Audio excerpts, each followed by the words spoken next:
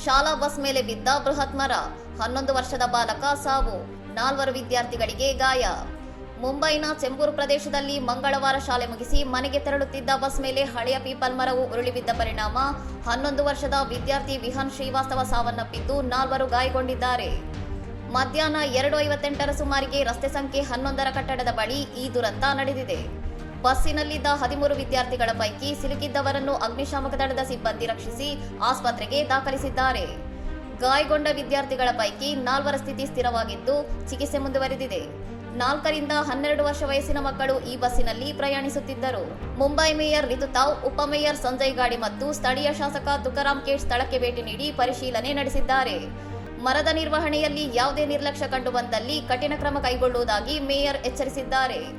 ಘಟನೆ ಸಂಬಂಧ ಆಕಸ್ಮಿಕ ಸಾವಿನ ಪ್ರಕರಣ ದಾಖಲಾಗಿದ್ದು, ಮರ ಉರುಳಲು ನಿಖರ ಕಾರಣಗಳೇನು ಎಂಬುದರ ಕುರಿತು ವಿವರವಾದ ತನಿಖೆಗೆ ಆದೇಶಿಸಲಾಗಿದೆ.